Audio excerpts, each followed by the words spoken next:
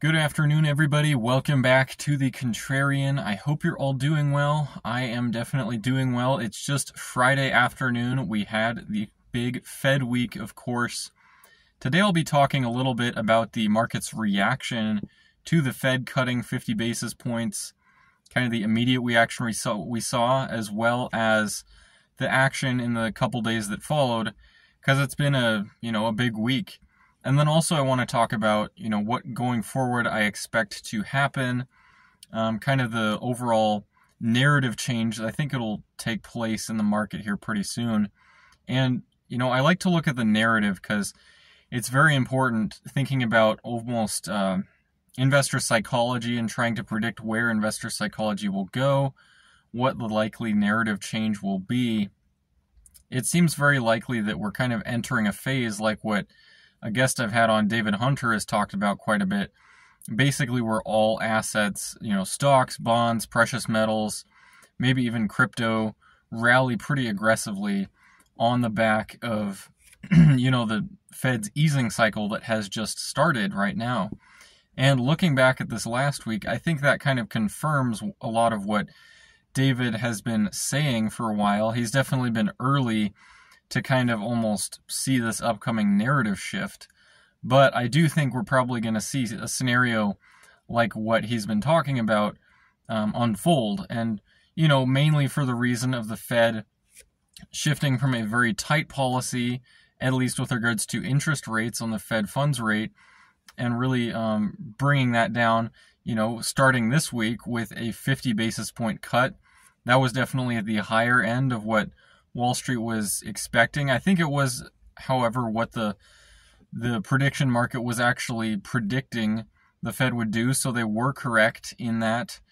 Jerome Powell did cut interest rates. The Fed funds rate is now down 50 basis points lower, and so that's a pretty significant cut. It's nothing like what the Fed would actually need to do to get down to par with where the 2-year rate is, for example. So the 2-year is still well under where the Fed funds rate is. And so the Fed is definitely still going to play catch up. I do think that'll continue. They are going to still have to cut rates pretty substantially, even if the 2-year doesn't really go anywhere. It's still substantially under the Fed funds rate. And the two typically track each other. And actually the 2-year almost always leads what the Fed does. A lot of other people have pointed that out, but it's really interesting to take a look at just the 2-year Treasury rates overlaid with the Fed funds rate. The 2-year, in other words, kind of predicts where the Fed funds rate ends up going, whether it be cutting or with raising the rate. So, the Fed is still going to have to catch up with the 2-year. Of course, on the back of the 50 basis point cut, we had a lot of volatility in the afternoon on Wednesday. The stock market and basically all assets originally rallied very quickly off of the 50 basis point cut news, and then it actually sold off to close down on the day for Wednesday. And then Thursday was a very volatile day as well. We saw all assets up pretty aggressively on Thursday, and then today, Friday, we kind of just treaded water. I think assets closed down a little bit. Of course, actually gold and silver continued rallying today. So I think this might be a representative maybe picture in terms of what to expect for the coming months. Maybe not completely representative, but I do think, for example, that gold and silver and precious metals and the miners have a lot of catching up to do. Even as gold is at all-time highs right now, silver has a lot of catching up to do. The miners do as well. Gold, though, I think has a lot of tailwinds right now. I mean, you have the Fed's easing cycle, so rates are coming down. The dollar's going down as well. DXY is going down relative to other currencies. It appears that DXY has kind of broken lower as well, and so that's bullish for gold for sure, and silver. But you also have geopolitical tension. You have the election uncertainty and everything involving that. So there's a lot of tailwinds for gold and silver, precious metals generally. I think with precious metals, it's kind of helpful to think about the average consumer or average investor, how worried they're going to be.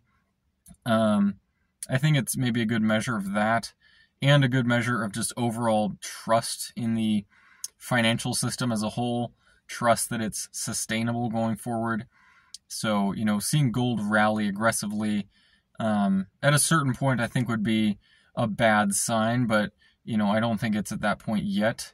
But it was very interesting to see how much gold is up just in the last week after the Fed's, rate cut and everything like that, whereas stocks maybe aren't as up as much as I thought they would be, to be honest, but, going forward, I do actually think that the stock market probably continues to rally pretty aggressively from here. I wouldn't be surprised as well, actually, to see bonds continue to rally, even though rates on, the 10-year, 2-year, everything like that are lower than the Fed funds rate. I think just the signaling that sends throughout the market is that, yeah, the Fed is cutting rates now. They don't see inflation as a pressing issue in the market, and now they're actually having to focus on the other side of their dual mandate, focusing on unemployment, which seems to be, ticking a little higher than what the Fed would like, although it's still historically low. So, that should be reassuring for bond investors as well. Your pension fund managers, your more conservative institutional investors are probably going to be less hesitant about putting money that's, on the sidelines right now into bonds. So that in turn should allow for bonds to rally as well.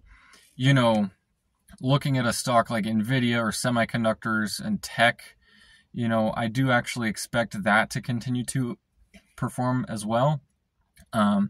Even though it might seem like the AI trade is kind of, in the rearview mirror at this point, I actually do think there's still a lot of just pent-up demand for NVIDIA's chips.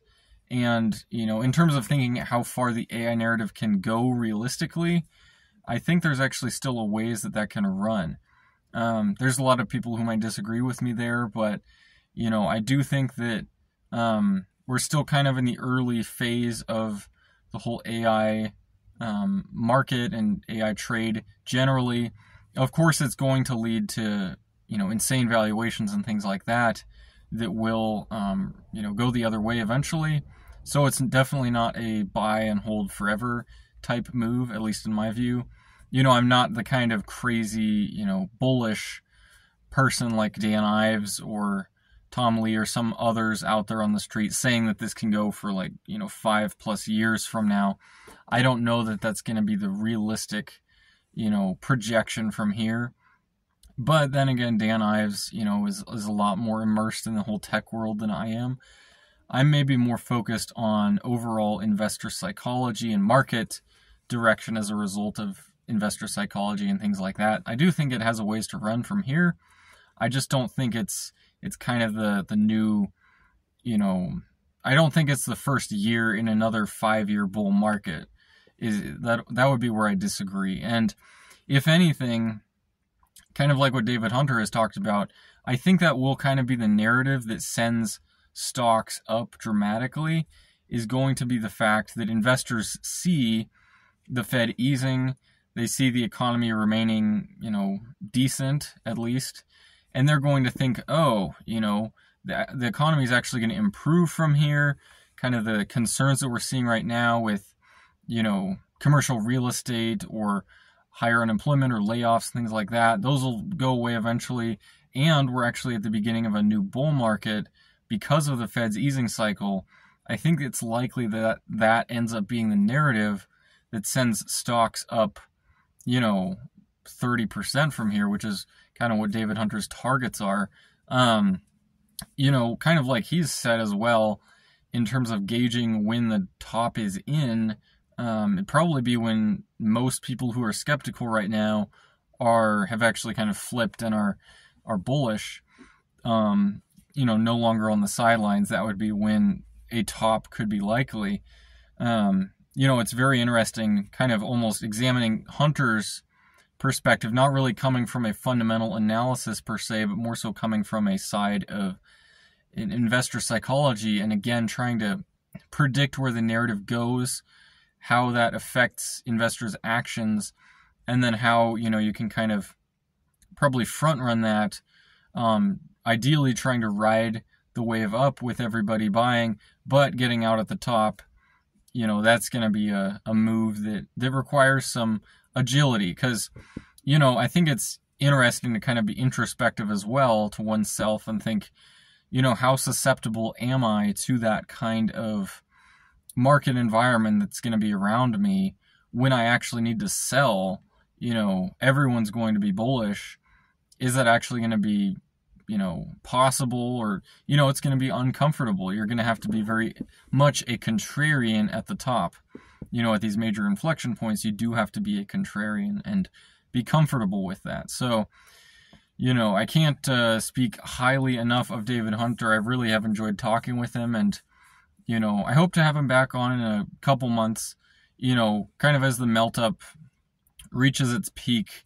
I'd be curious to talk with him then, because I'm guessing at that point he's going to start becoming more bearish, actually, at the top. So I'd like to know what all of you think about, the week we just saw in the markets. Of course, gold, silver rallying very well.